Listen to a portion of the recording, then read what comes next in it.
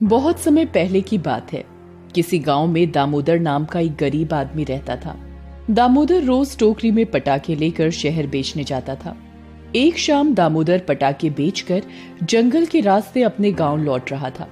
तभी उसे एक गुफा के पास एक राक्षस और एक चुड़ैल दिखाई देती है। उनका डरावना रूप देख दामोदर घबरा जाता है। अरे, अचानक ये राक्षस और चुड़ैल जंगल में कहां से आ गए? आज से पहले तो मैंने इन्हें कभी नहीं देखा। फिर दामोदर चुपके से उन दोनों की बातें सुनने लगता है। पास वाले गांव में बहुत ही हट्टे कट्टे इंसान रहते हैं। उनका शिकार करके हम रोज पेट भर मांस खा सकते हैं। हाँ, तुमने सही कहा।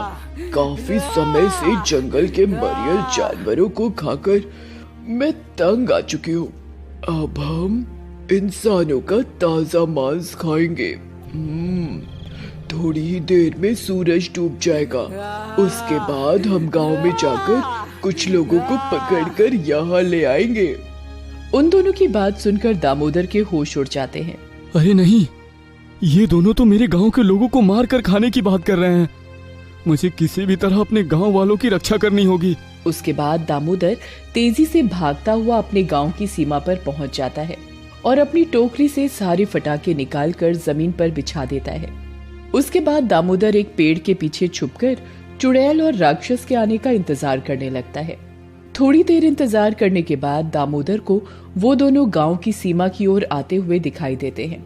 लेकिन जैसे ही वो दोनों गांव की सीमा के नजदीक पहुंचते हैं कि तभी दामोदर पटाखों में आग लगा देता है और एक एक कर सभी पटाखे फटने लगते हैं। अचानक हुए इन धमाकों से राक्षस और चुड़ैल विचलित हो जाते हैं। अरे, ये सब क्या हो रहा है? लगता है गांव वालों ने अपनी सुरक्षा का इंतजाम कर रखा है। इस वक्त गांव में प्रवेश करना खतरनाक हो सकता है। चलो यहाँ से, हम कल दोबारा कोशिश करेंगे। इस तरह वे दोनों घबराकर वापस जंगल लौट जाते हैं। ये देख दामोदर बहुत खुश होता है। ओहो, आज तो मैंने इन दोनों को यहाँ से भगा दिया, लेकिन कल मुझे फिर से यहाँ पहरा देना पड़ेगा। फिर अगली शाम दामोदर अपने घर से ढेर सारे पटाखे लाकर गांव की सीमा पर बिछा देता है और जैसे ही वो दोनों सीमा के नजदीक आते हैं कि तभी दामोदर पटाखों में आग लगा देता है। इस बार भी पटाखों के धमाके से राक्षस और चुड़ैल घबराकर वहां से भाग जाते हैं। इस तरह ये रोज की बात हो जाती है। दामोदर अपने पटाखों से उन दोनों को गांव में प्रवेश करने से रोक देता था, लेकिन धीरे धीरे दामोदर के घर में रखे सारे पटाखे खत्म हो जाते हैं। दूसरी तरफ दामोदर के पास पटाखे खरीदने के लिए भी बिल्कुल पैसे नहीं थे। अब मेरे सारे पटाखे खत्म हो गए हैं। बाजार से नए पटाखे खरीदने के लिए मेरे पास पैसे भी नहीं हैं। मुझे गांव वालों के पास जाकर उनसे मदद मांगनी होगी। उसके बाद दामोदर गांव वालों के पास जाकर उन्हें राक्षस और चुड़ैल के बारे में सब कुछ बता देता है और उनसे पटाखे खरीदने के लिए पैसे मांगने लगता है। लेकिन कोई भी गांव वाला दामोदर की बातों पर यकीन नहीं करता और सभी लोग उसे डांट कर भगा देते हैं। इस बात से दामोदर को बहुत दुख होता है। ये गांव वाले मेरी बात नहीं समझ रहे। आज मैं उन दोनों को नहीं रोक पाऊंगा। अब मैं क्या करूं? फिर शाम होते ही दोनों राक्षस और चुड़ैल गांव के नजदीक आ जाते हैं। आज तो यहाँ कोई धमाका नहीं हो रहा है। लगता है हम आसानी से गांव के अंदर प्रवेश कर सकते हैं। उसके बाद दोनों गांव में दाखिल हो जाते हैं और कुछ लोगों को पकड़कर अपने साथ जंगल ले जाते हैं और उन लोगों को गुफा में कैद कर देते हैं। ये देख दामोदर घबरा जाता है। उसे गांव वालों की चिंता होने लगती है।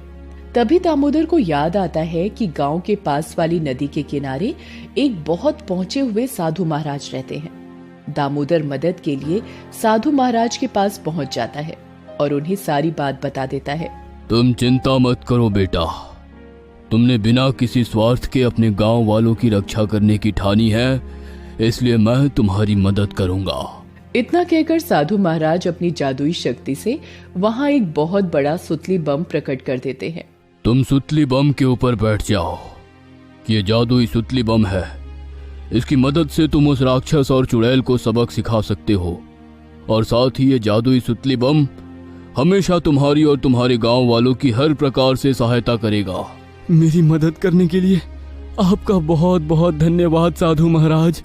उसके बाद दामोदर उस विशाल सुतली बम के ऊपर बैठ जाता है। फिर अगले ही पल सुतली बम हवा में उड़ने लगता है। दूसरी तरफ राक्षस और चुड़ैल गांव के लोगों को पकड़ने के लिए गांव में दाखिल हो जाते हैं। तभी दामोदर सुतली बम पर सवार उन दोनों के सामने पहुंच जाता है। अगर तुम दोनों अपनी जान की सलामती चाहते हो तो यहाँ से भाग जाओ, वरना मैं तुम दोनों को जिंदा नहीं छोड़ूंगा।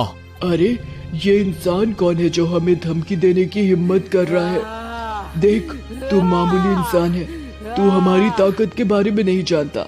तूने हमारे सामने आकर बहुत बड़ी गलती कर दी, अब तू जिंदा नहीं बचेगा।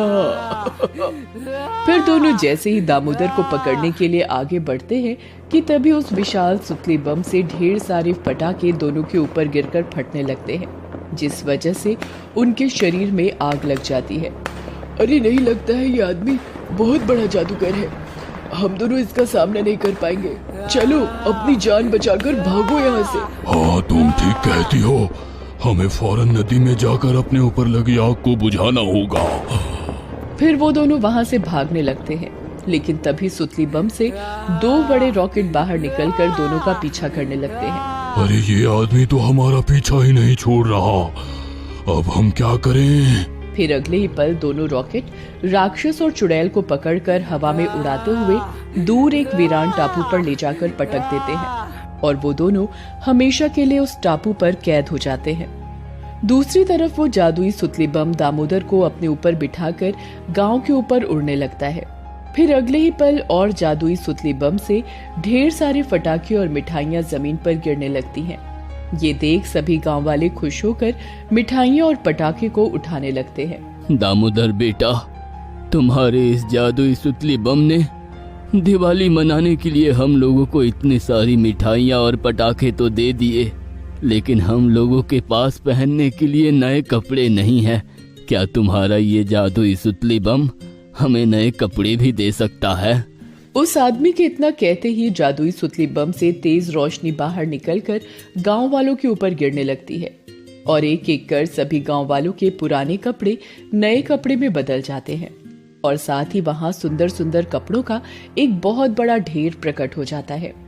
ये चमत्कार देख सभी गांव वाले खुश होकर नाचते हुए दामोदर की जय जयकार करने लगते हैं।